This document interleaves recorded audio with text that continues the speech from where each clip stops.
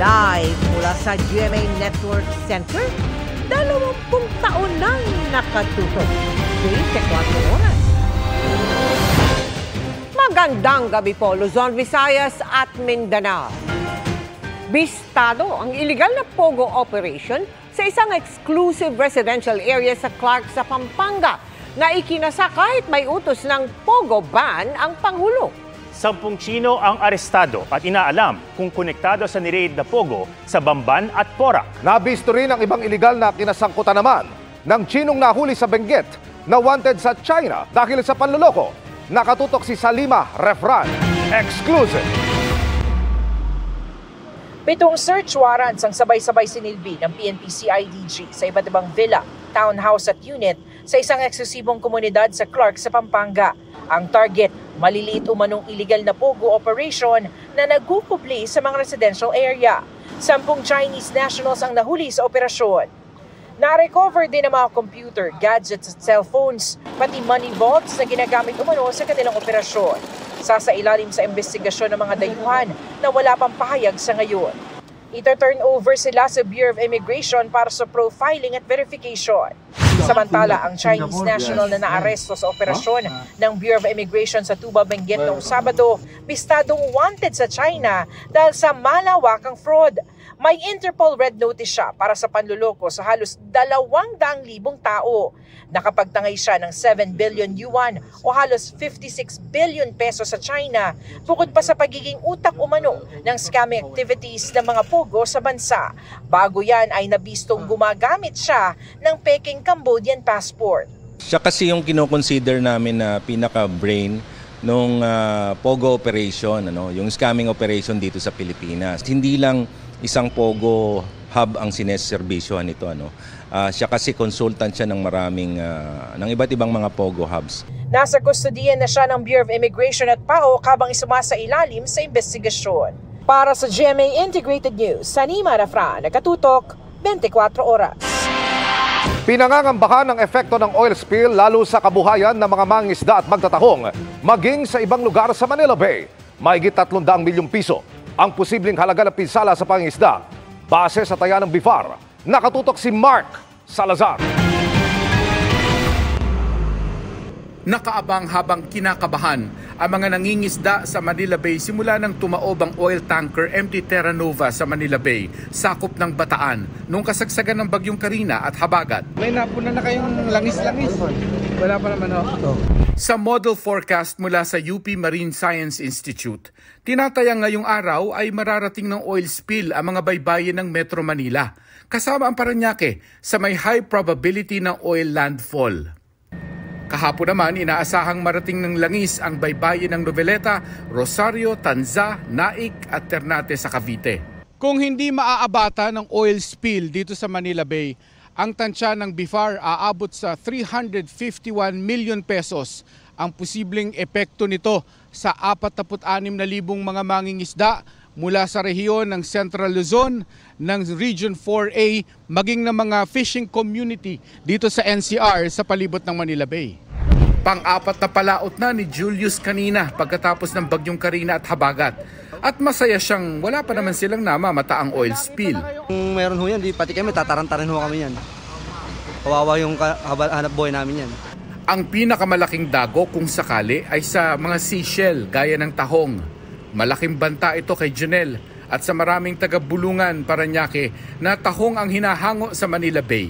Sa ngayon po dito, hindi pa naman po. Ayos pa naman po dito yung bentahan. Kasi malinaw naman po dito yung dagat pa. Sa baybayin ng Tanza, Cavite, nakakolekta na ng oil slicks ang Philippine Coast Guard at Environmental Management Bureau kanina. Pinaniniwala ang tagas ito mula sa 1.4 million liters ng industrial fuel oil na karga ng MT Terra Nova. Pero dahil nasarhan naman ang leaking valves ng barko, kaya hindi naging kasing tindi ito ng oil spill sa Mindoro. Mas minabuti ng BIFAR na huwag munang magpatupad ng fishing ban. Nasa local government units na ang pagpapasya kung magdideklara sila. Ang mandato po ngayon ng BIFAR ay siguraduhin na patuloy ang assessment and evaluation patungkol doon sa kaligtasan sa pagkonsumo ng isda doon sa mga apektadong lugar. Hindi pa rin nasusukat ang pinsala ng oil spill sa marine life pero sabi ng mga eksperto, I can say dito sa Manila Bay, meron pa rin siyang mga coral reef areas dyan sa may mouth, may Corregidor, Mariveles area. And meron na ring sightings na mabot na rin doon. So, di namin alam kung gaano ka lala ang impact doon. Wala kasi kaming personnel on the ground. So it's the Coast Guard and BFAR and DNR that's doing the ground assessments. Sa ngayon, masasabi ng under control ang oil spill pero kailangan pa rin ng clean-up operation sa mga baybaying inabot nito. Pag magiging bahagi tayo ng clean-up, dapat may protective equipment po tayo. Huwag pong basta-basta magkakaroon ng contact doon sa oil slick. No? Kasi yung amoy nito, lalo na doon sa mga asthmatic, pwedeng maka-apekto. Para sa GMA Integrated News, Mark Salazar, nakatutok 24 oras. Kinontra ng PNP ang alegasyon ni Vice President Sara Duterte na political harassment ang pagbawas ng 75 pulis sa kanyang security detail. Pandagdag umano sa bantay ng publiko ang mga inilipat na pulis. Nakatutok si Marisol Abduraman. Political harassment. Yan ay ayon kay Vice President Sara Duterte ang kanyang nararanasan ngayon. Bukod sa pagbawi ng PNP sa kanyang security detail, sinabi ng bise na may mga pulis umunong nag-casing sa kanyang lugar para alamin kung alin sa mga bahay doon ang sa bise. Pero ayon sa PNP, well, according to our PNP leadership po ay wala pong katotohanan po ito. Tungkol naman sa pagbawi sa security detail ni Vice President Duterte, muling iginiit ni PNP spokesperson Police Colonel Jen Fajardo na ginawa ang hakbang para dagdagan ang police presence sa Metro Manila. Hindi lang naman daw nila ito ginawa sa bise, kundi pati sa iba pang unit. Ang objective po ng PNP leadership ay dagdagan po yung mga pulis po natin on the ground para po madagdagan at masustain po natin yung police visibility and presence. Dagdag pa ni Fajardo, meron pa raw 31 na PNP security detail ang bise. Sa ngayon, all accounted for na raw ang 75 na pulis mula sa VP-SPG na dinownload sa NCRPO. Pinapili raw ang mga ito kung saang district nila gusto sa NCRPO. Karamihan sa kanila ay napili pong magpa-assign po sa Southern Police District. Sa isang statement naman, sinabi ng AFP na isiinailalim sa Presidential Security Command o PSC ang Vice Presidential Security and Protection Group para maging aligned sa lean and mean strategy ng AFP. Sinabi naman ng PSC na nananatili silang professionals sa kanilang gawain na i-secure ang Vice President. Sa kanya namang Facebook post, sinabi ni Vice sa kanyang mga taga-suporta na ang tanging hiling niya ay ang kaligtasan ng kanyang pamilya. Huwag daw sanang hayaan ang anumang karahasan sa kanila, personal man o sa internet, at huwag daw palampasin ang sinumang gagawa nito. Para sa GMA Integrated News, Marisol Abduraman, nakatuto 24 oras. Hindi pipigilan ng Pilipinas sa mga prosecutor ng ICC sa pagkausap nito sa ilang tao kaugnay ng Duterte drug war, ayon sa Solicitor General. Pero hindi rin naman tutulong sa proseso ang gobyerno. Nakatutok si Sandra Aguinaldo. Sa paghahanda ng International Criminal Court o ICC ng kaso laban kay dating Pangulong Rodrigo Duterte at iba pang opisyal na nasa likod ng madugong giyera kontra droga ng kanyang administrasyon, humingi ng tulong ang ICC Office of the Prosecutor sa gobyerno ng Pilipinas para ma-interview ang 5 taong tinukoy nito sa isang komunikasyon. At ayon kay Solicitor General Menardo Guevara, hindi ito pipigilan ng gobyerno ng Pilipinas dahil bahagi ito ng proseso sa pag-apply nila ng warrant of arrest. At yun ay kailangan gawin ng prosecutor kasi bago siya mag-apply ng warrant of arrest sa pre-trial chamber ng ICC, kailangan maipakita niya na lahat ng facts ay kanyang inimbestigahan. Whether incriminating or exonerating, dapat mapakita niya na ginawa niyang lahat para mabigyan ng pagkakataon ng lahat ng persons concerned na maipaliwanag ang kanilang position. No? Pero dagdag ni Guevara, hindi man pipigilan ng gobyerno ang hakbang ng ICC, hindi rin ito tutulong sa proseso. Nag-withdraw na kasi ang Pilipinas noong 2019 sa Rome Statute na sumasaklaw sa ICC. Wala na tayong relasyon na kahit ano sa ICC. Kaya kung humihingi sila ng kooperasyon sa atin, ay wala tayong legal duty na makipag-cooperate sa kanila. Bagamat kung gusto nilang ipagpatuloy ang kanilang investigasyon, ay hindi naman natin mapipigil yon. Hindi sinabi ni Guevara kung sino ang 5 tao na nais makausap ng ICC prosecutor. Pero sinabi ni dating Senador Antonio Trillanes IV sa kanyang social media post na ito ay sina dating PNP Chief at ngayon Senador Bato de la Rosa, dating PNP Chief Oscar Albayalde, dating mga general ng PNP na sina Romeo Caramat Jr., Edelberto Leonardo at Eleazar Mata. Sa dokumentong inilabas ni Trillanes, sinabing mga suspect ang mga ito sa kaso kaugnay sa gyera kontra droga. Sabi ni Albayalde, handa siyang humarap sa investigasyon. Isang malaking sampal po yan sa ating sovereignty at mga sampal din yan sa ating mga justices. No? Dahil meron po tayong batas dito at justice, perfectly functioning judiciary justice system dito sa ating bansa. Habang si Karamat, dinepensahan ng Oplan Tokhang ang anti-drug campaign ng Administrasyong Duterte. The province of Bulacan, where I was the provincial director then, I could say that the Oplan Tokhang was very successful because there were so many surrenderies during that time. Nauna nang sinabi ni Senador De La Rosa na parang sirang plakang paulit-ulit ang aligasyon sa kanya.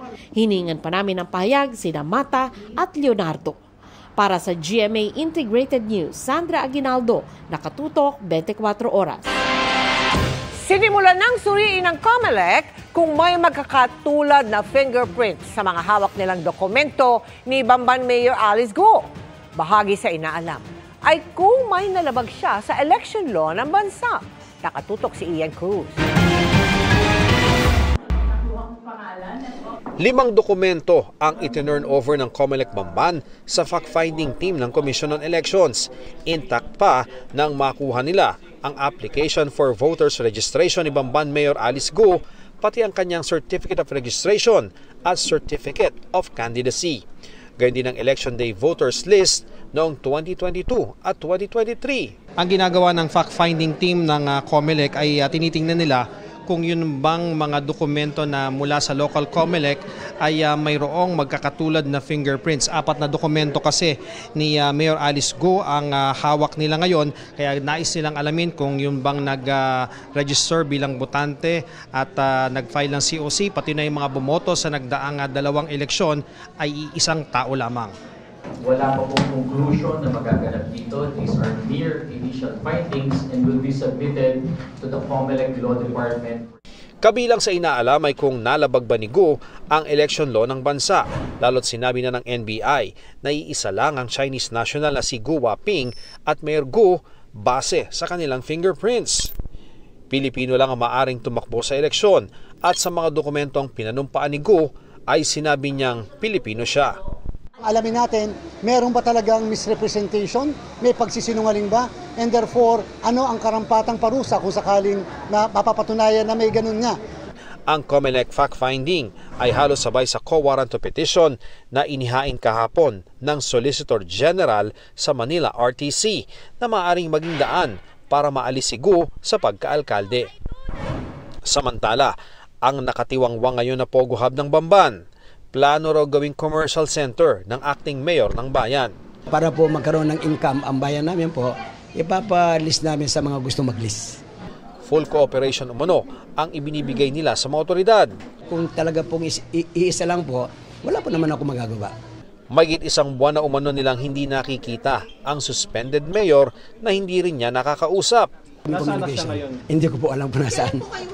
Wala pang warrant of arrest mula sa korte pero meron ng warrant of arrest laban kay Gu mula sa Senado matapos ma-contempt dahil sa hindi niya pagdalo sa Pogo hearing.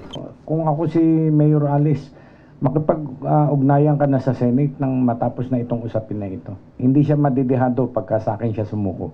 Para sa GMA Integrated News, Ian Cruz, Nakatutok, 24 Oras.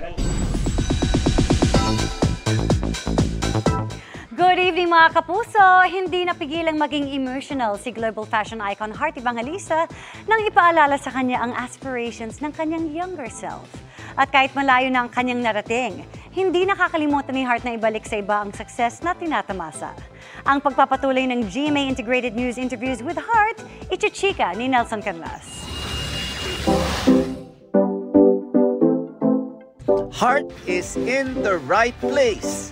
Pagdating sa mga pangarap na natupad niya, sa maturity na nabuo niya sa maraming taon, at sa mga laban na kanyang napagtagumpayan, Heart Evangelista is definitely more than just a survivor. Utang niya raw ito sa mga nagmamahal sa kanya hanggang ngayon. Sa pagpapatuloy ng aming interview, ikinwento ng global fashion icon na natuto na siya to choose her battles. Learn to excuse yourself from situations and environments that will not do well for your mental health. Know your limits, know the other person's limits, be okay to say goodbye, and be at peace with your decisions. Forgive yourself, and then that will keep you young, and just be grateful. Marami na raw ang nawala sa kanyang buhay. Marami ding dumating at may ilan na labis na nagpasaya sa kanyang puso. Nang nagbalik, isa na rito ang kanyang kaibigan, si Kapuso Primetime Queen Marian Rivera. I never had a problem with Marian. We never had a problem with each other. It was just the circumstances and the environment. You missed her? I missed her. Kasi naman sa totoo lang, I love women that are very feisty and empowered. And si Marian, prangka siyang tao eh. Ako soft lang ako, siya strong. So I'm always drawn to that. Sa lahat ng saya at tagumpay na natatamasa ni Heart ngayon, marapat lang daw that she pays it forward. Kabilang dito ang ginagawa niyang pagtulong sa pamamagitan ng Senate Spouses Foundation Incorporated noong nakaraang Biyernes sa gitna ng kanilang pamamahagi ng tulong sa mga nasalanta ng baha sa Marikina. Nakita niyang muli ang Pamilya Asuncion. Nag-iwan daw kasi ng marka ang pamilya mula nang makasama sila ni Heart sa isang episode ng kanyang 2017 reality show na Follow Your Heart. They're such a loving family and grabe. And I'm so happy to hear na cum laude siya nag-graduate, pati yung kapatid niya nag-graduate. Si tatay at nanay, they're still working, but now yung pamilya nila, they're thriving. Sa layo ng narating niya, it might be a good time to pause and look back. Dito, ipinakita ko kay Heart ang isinulat niya sa kanyang grade school yearbook nung panahong nangangarap pa lang siya. This is how you described yourself. I'm very understanding and down to earth. I love animals. I'm fond of painting and acting. I hope to become an actress someday. Tiyak naman ako dyan. Grabe naman yan. Yeah, because I really believe in that. I really believe in that. And I'm so grateful. Actually, I forgot about that. I'm grateful that I was able to live. Lahat yan tinupad mo, Heart. Kaya nga, thank you. Thank you, Lord. I'm proud to say that the little girl in me is still alive. Diba? Despite all of my heartbreak. She was heard. So, wow, thank you for that. Grabe naman yan. Do you have any message to that old Heart? I'm proud of you. Nakatuwa ka naman, kahit ang arte-arte mo. Nag-choker pa ako niyan sa school, pinagtatawanan nila ako. Pero at least, diba, nagpakatotoo lang ako. Maarte ako, pero mabuti ako. Tambi narating ang kaartehan ko. Nelson Canlas, updated sa Showbiz Happenings. Pinayagan ng Korte Suprema ang Sandigan Bayan na ipagpatuloy ang pagdinig sa plunder case laban kay dating Senador at ngayon Chief Presidential Legal Counsel Juan Ponce Enrile. Sa 32 pahinang desisyon ng Supreme Court en banc, sinabi nitong kailangan payagang makapagpresenta ng ebidensya ng prosekusyon kaugnay ito sa 172 million pesos plunder case na inihain laban kay Enrile. Gayun din laban sa dati niyang Chief of Staff na si Jessica Reyes, pati sina Ronald Lim, John Raymond de Asis at negosyanteng si Janet Lim Napoles na iniuugnay sa kontrobersyal na Priority Development Assistance Fund o PDAP scam. Kasabay niyan, dinismiss din ng Korte ang petisyon ng Enrile na pigilan ang investigasyon ng Sandigan Bayan. Dati nang iginiit ni Enrile na nalabag ang kanyang karapatan sa pamamagitan ng pagtangging limitahan ng ebidensya ng prosekusyon kaugnay sa Bill of Particulars. Sagot naman ng Korte, kumilos ang Sandigan Bayan alinsunod sa batas. Hindi na rin daw kailangang isama ang Bill of Particulars sa pre-trial order. Narito ang update sa 2024 Paris Olympics. Dahil anumang oras ngayon ay sasabak na ang ating pambato sa women's 100-meter freestyle. Nauna nang lumaban kanina mga Pinoy athletes sa rowing at judo. Mula sa Paris sa France, nakatutok live si JP Soriano. JP? Mel, mga kapuso, merci beaucoup o maraming salamat sa ating wika. Yan nga po ang mensahe ng Philippine Olympic Committee sa ating pambato sa judo na si Kiyomi Watanabe matapos nga hindi siya palarin at manalo sa kanyang pag-compete sa semifinal rounds. At gayon pa man, hindi man siya nakapasok sa finals, itong si Watanabe ay tuloy po ang laban ng ating mga Pilipinong atleta sa swimming at sa boxing ngayong araw. Kaya jam-pack po ang laban ng ating mga Pilipinong atleta sa Paris Olympics. Dumayo pa ng Paris, France ang ilang Pinoy para suportahan ang ating mga atleta.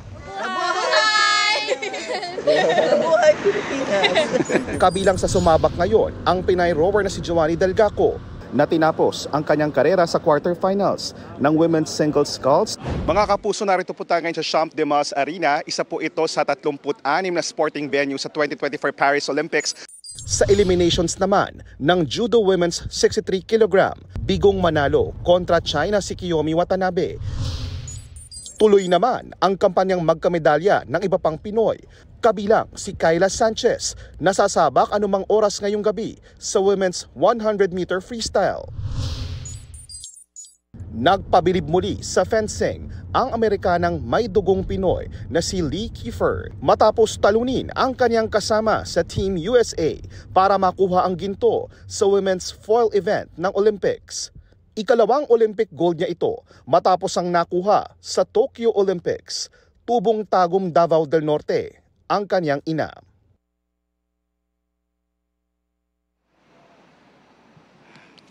At Mel, mga kapuso, tuloy nga po ang laban ngayong hapon ng ating mga boksingero, ang mga dating Olympic medalist sa Tokyo na sila Nesty Petesio at Yumer Marshall para sa kanilang campaign dito sa Paris Olympics. Hindi man po pinalad ang ating kababayang si Kiyomi Watanabe sa judo. Nasaksihan natin kung paano niya ibinigay ang lahat para sa kanyang laban sa atleta ng China. At ngayon po ay 1:05 PM dito sa Paris, France. Mainit ang panahon, sing-init po ng paglaban ng ating mga kababayan sa pinakamalaking laban nila sa kanilang karera at sa bayan. At live nga po mula rito sa Paris, France at bahagi ng Philippine Olympic Committee Media, JP Soriano. Balik mo na sa iyo, Mel. Maraming salamat sa iyo, JP Soriano. Kontrolado na ang mga tagas mula sa lumubog na MT Terra Nova, kaya posibleng matuloy bukas ang paghigop sa mga karga nitong langis. Gayunman, nakitaan ng problema ang kalidad ng tubig sa ilang bahagi ng dagat sa Limay, Bataan. Nakatutok doon live si June Veneracion. June? Atom, lumabas sa water quality test na hindi na raw ligtas pangisdaan at paliguan ang dagat sa ilang barangay dito sa Limay, Bataan kasunod ng paglubog ng MT Terra Nova. Kaya mahalaga raw talaga na mawala na yung banta ng milyong litro ng industrial fuel oil na dala ng lumubog na barko. Kapag wala naging problema, Atom, ay bukas ay pwede nang simulan ang siphoning o paghigop sa langis na dala ng MT Terra Nova. Diver 1, proceed ka na sa PB1. Copy. Gamit ang underwater camera at communication equipment, masusing minomonitor ang galaw ng mga diver sa pinaglubugan ng oil tanker na MT Terra Nova. Stop. Give me a long view. Give me a long view. Focus na camera. Stop. 24 oras ang operasyon. Maya't maya ang pagbibigay ng instruction mula sa salvage team. Diver 1, check mo yung SL. SL, dala mo na yung SL. Pinatibay pa ang pagselyo sa mga valve at tubo para walang maging problema kapag sinimulan na ang pag-siphon o paghigop sa 1.4 million liters ng industrial oil na karga ng MT Terra Nova. Kapag natapos na ang pagselyo at okay ang lagay ng panahon, bukas ay maaaring magsimula na ang siphoning operations. Kailangan ng dobleng pag-iingat para maiwasan ang disgrasya. It is naturally more sensitive Kasi may i-open at palalabasin doon yung oil para i-siphon, 'di ba? May isasaksak, 'di ba? So gagalawin mo yung integrity ng barko. Sabi ng Coast Guard, mas mababa na sa 1 liter per hour ang oil leak. Kaya mas maiksi na ang namomonitor na oil sheen sa ground zero o pinaglubugan ng barko. Maging ang aerial inspection sa Metro Manila, Cavite, Bulacan at Pampanga, halos wala na raw nakitang oil sheens. The Coast Guard has remained on top of the situation for all operations offshore and onshore. The Coast Guard is closely collaborating with all arms of government and the local community, and especially the local government units. So we will have a concerted action to resolve this as rapidly as possible. Pero hindi naligtas pangisdaan at paliguan ng dagat sa ilang barangay sa Limay base sa water quality test ng Department of Environment and Natural Resources o DENR. 5 to 30 milligrams per liter ang nakuhang langis at grasa sa water samples. Lampas sa 2 milligrams per liter na ligtas para paliguan at sa 3 milligrams per liter na ligtas para pangisdaan. Siguro the fact na it's above standard, may epekto yan definitely sa huli at sa tao. Limay has already done yung fishing ban. Yun naman kasi talaga yung first step na kinakailangan nating gawin. Pero kahit may fishing ban, may ilang napipilitang mangisda para meron man lang maiulam. Nagtsatsaga na lang kami pa kilo-kilo. Minsan mga 2 kilo, pwede na pambiling bigas. Pagka makahuli, dadalhin sa konsignasyon, halos hindi mabili yung isda. Kasi nga sa langis daw. Tumal, kahit maglako ka, matumal. Atom, naghahanda na raw ang provincial government ng Bataan ng ayuda at food packs para sa mga apektadong pamilya. Tinatayang 14,000 na mga mangingisda ang maapektuhan ng problemang dala ng lumubog na oil tanker. Atom. Maraming salamat, June Veneracion. Inanunsyo ng U.S. Secretary of State Antony Blinken na magbibigay ang Amerika ng military assistance at investment para sa EDCA sites. Nagpulong si Blinken ngayong araw kasama si U.S. Defense Secretary Lloyd Austin at ang Defense at Foreign Secretaries ng Pilipinas. Nakatutok si Joseph Moro. Sa kanilang pagharap kay Pangulong Bongbong Marcos, nagpahatid sina U.S. Secretary of State Antony Blinken at U.S. Defense Secretary Lloyd Austin ng pakikiramay sa mga nasalanta ng habagat at bagyong Karina. I've said a number of times that we're more than allies, we're family. And it always feels that way when I'm working with our colleagues. And I'm always very happy that these communication lines are very open, so that all the things that we are doing together, in terms of our alliance, in terms of the specific context of our situation here in the West Philippine Sea and in the Indo-Pacific, are continuously examined and re-examined. So we are agile in terms of our responses. Nasa bansa ang dalawang kalihim ng Amerika para sa 2+2 ministerial meeting ng Foreign Affairs at Defense Department ng Pilipinas at Amerika. Ito ang kauna-unahang beses na ginawa dito sa Pilipinas ang 2+2 meeting na ayon kay U.S. Secretary of State Antony Blinken ay salamin ng mataas na level at patuloy na pakipag-ugnayan ng Amerika sa Pilipinas. Sa pulong naman ng dalawa kina Defense Secretary Gilbert Chodoro at Foreign Affairs Secretary Enrique Manalo, inanunsyo ni Blinken na magbibigay ng $500 million na military assistance at $128 million na investment sa mga EDCA site na gagamitin sa pagsasamoderno ng ating militar. At ang pagtulong daw ng Amerika sa Pilipinas ay para mapanatili ang status quo sa rehiyon, partikular sa bahagi ng Taiwan. Dahil kung anuman ang mangyari doon, apektado ang mga kalapit na bansa. I think there's a recognition around the world that were there to be some kind of crisis on Taiwan, it would affect everyone. It would have global impact. Sa pulong na nagtagal ng halos 4 na oras na pag-usapan ng kasunduan ng Pilipinas at China tungkol sa mga rotation and reprovisioning o RORE mission sa mga tropa ng Pilipinas sa Ayungin Shoal. Natutuwa raw ang Amerika na walang pangharas na nangyari sa resupply mission noong July 27.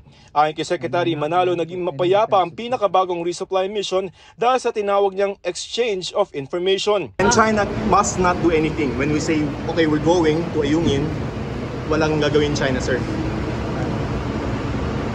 What do you mean? Yeah, that's part of it. Nothing. Because we've exchanged information. And they're not parang empowered or they have no place to say no? Well, I'll be blunt. If they said no, then that's not part of the understanding.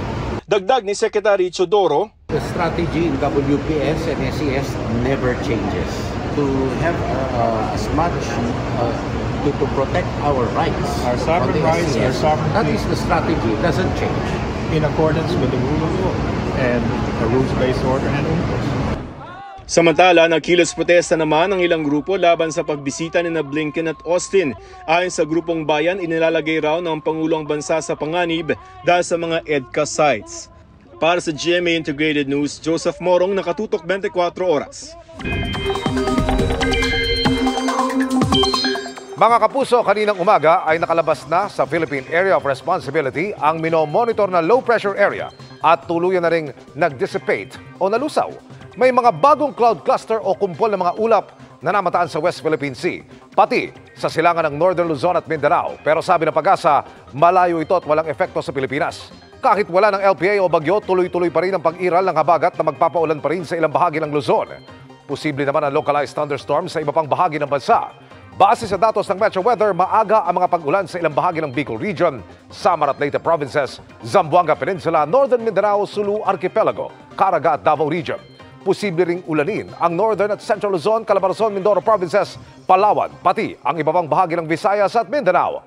Heavy to intense rains ang inaasahan sa ilang lugar, lalo na sa Luzon. Maging handa pa rin po sa banta ng baha o landslide. Bago magtanghali bukas, unti-unti na rin magkakaroon ng tsansa ng ulan sa Metro Manila. Isinailalim na rin sa state of calamity ang Valenzuela City dahil sa malawakang pagbaha noong nakaraang linggo. Iniurong din ang pasukan doon sa August 5. Nakatutok si Mariz Umali. Sumikat na ang araw pero hindi pa rin tuluyang humuhupa ang hanggang gutter na baha sa harap ng Dampalit Elementary School sa Malabon. May mga isda pa ngang nagsisilanguyan sa baha. Kung makikita niyo po, ilang metro lang ang layo ng palaisdaan mula rito sa Dampalit Elementary School. Kaya sa kasagsagan ng malakas na ulan na sinabayan pa ng high tide, tumaas ng husto ang tubig dito na umapaw sa gusali. Kaya isa po ang eskwelahang ito rito sa Malabon na labis na naapektuhan ng pagbaha. Talagang mataas hanggang bewang. Inaabot po yung 4 na classroom. Hindi po mabilis ang pagbaba ng tubig. Ngayong wala ng baha sa loob, tulong-tulong sa paglilinis, pagpipinta at pag-aayos ng mga upuan at mga libro ang mga guro, magulang at mga estudyante. Gusto po namin itong mapanatiling malinis kasi po ito po ang aming pinagpaaralan. Gusto po mag-aral ng malinis. Dito sa Malabon Elementary School naman, binombahan ng tubig ang buong eskwelahan para matanggal ang putik. Tulong-tulong din ang mga tauhan ng lokal na pamahalaan at paaralan sa paghakot ng sangkatutak na basurang iniwan ng bagyo. Sa Valenzuela naman, isa sa pinakamatinding binaha ang Vicente P. Trinidad National High School na hanggang ngayon masinsin pa rin nililinis ng mga guro, estudyante, magulang at lokal na pamahalaan. Lagpas tao ang baha rito sa kasagsagan ng pag-uulan, kaya pahirapan ang paglilinis. Sangkatutak na basura rin ang naipon dito. May mga ilang mga basura na din po naman yung nahakot.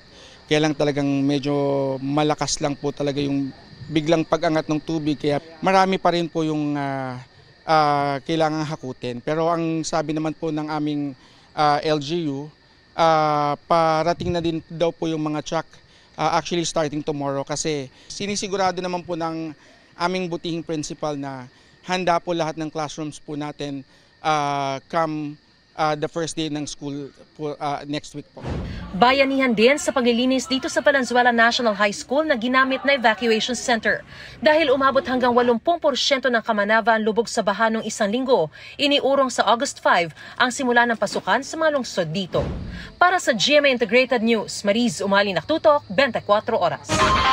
Dahil eleksyon na sa susunod na taon, sisiguraduhin umano ng Senado na hindi magagamit sa pangangampanya ang kahit anong pondo sa panukalang 2025 national budget. Kabilang sa bubusisiin ang mga confidential at intelligence funds. Nakatutok si Mab Gonzalez. Sa pagtalakay ng Senado sa panukalang 2025 national budget sa August 13, sinabi ni Senate President Cheese Escudero na mahigpit nilang babantayan ang nakapaloob dito. Dahil election year ang 2025, sisiguruhin daw nilang hindi ito magagamit sa pangangampanya. May batas na tayo dyan. Bawal gamitin ang anumang pondo ng pamahalaan tulad ng ayuda para sa kampanya ng sino mang kumakandidato. May COMELEC regulations na rin kaugnay niya. Gaya ng nagdaang budget, ibibigay lang daw ang Confidential at Intelligence Funds o CIF sa mga ahensyang kailangan talaga nito. Tiyak din daw na matatalakay sa budget deliberation ng Philippine National Police o PNP at National Bureau of Investigation o NBI kung bakit hindi pa nila nahuhuli ang mga ipinaaresto ng Senado, gaya ni Nabamban Mayor Alice Go at Pastor Apollo Kibuloy. Maraming akusado na mas malala pa nga yung mga krimen, na mas malalaki pa yung mga kaso na hindi nila nahuhuli. Ang sagot ko ay oo, nakakahiya, kahiya-hiya para sa PNP na hindi magawa ito. Lalo na nandito pa naman daw sila sa bansa ayon sa Bureau of Immigration. Hindi porkit palpak ngayon ng PNP, tatanggal namin ng Intelligence Fund, lalong pumalpak sila kung sakasakali. Titingnan namin yung utilization ng Intelligence Fund. Hinihinga namin ng pahayag ang PNP at NBI. Isa rin sa mga sisilipin ng Senado ang pondo para sa flood control projects at kung meron ba talagang master plan para rito. Ayon naman sa House Committee on Appropriations na unang tatalakay sa budget sa Kamara, suportado nila ang dagdag na pondo para sa pagprotekta sa West Philippine Sea. I think each member of the majority bloc would be in full support of the President in giving more support to the Philippine Coast Guard and all other agencies that would help protect, most especially our fisher folks in the West Philippine Sea. Target aprubahan ng Kamara ang panukalang 2025 national budget sa ikatlo o ika-4 na linggo ng Setyembre. Para sa GMA Integrated News, Mav Gonzalez, nakatutok, 24 oras. Pulang Araw is truly the biggest family drama of 2024. Inulan ng papuri ang World TV premiere nito kagabi. Trending at pinag-usapan pa online. Yan ang chika ni Aubrey Carampel. Sumikat na ang Pulang Araw.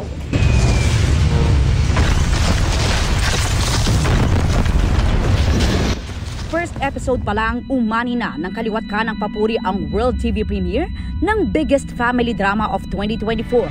Go! Mula sa breathtaking cinematography, exceptional storyline, ang aking anak,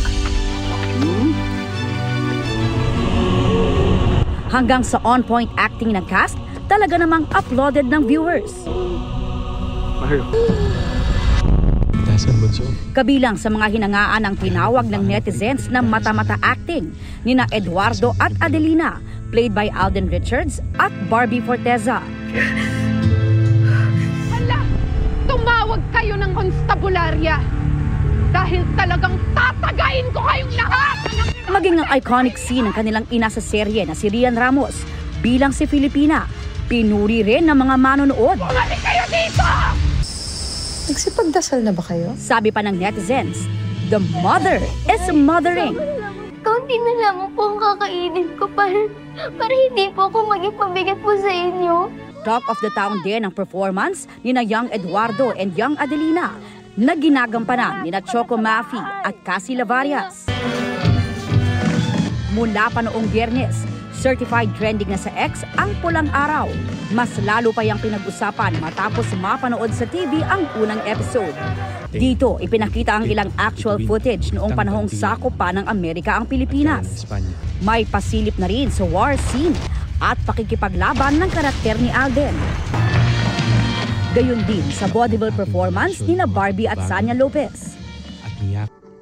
Pero bukod sa mga kapusong tumutok, sabay-sabay din niyang pinanood ng cast and crew sa ginawa nilang watch party sa set sa Lipa, Batangas.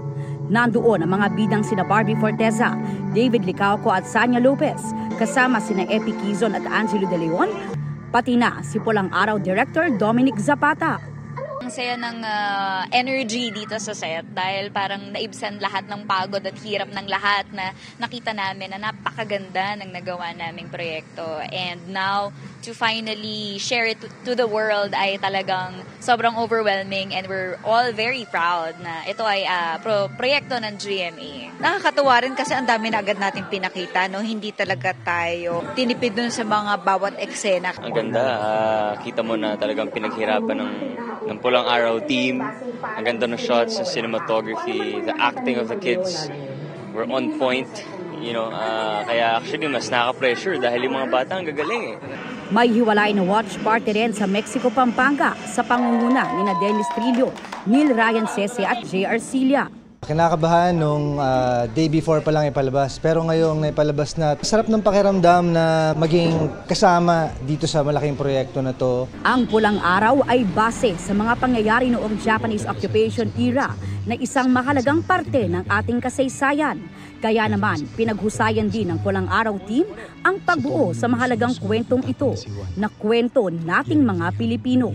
It's really our love letter to the Filipino para malaman ng Pilipino kung sino kayo. Aubrey Carampel, updated showbiz happenings.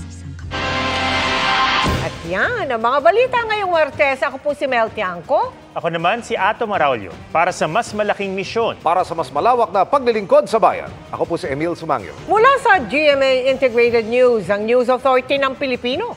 Nakatuto kami 24 oras.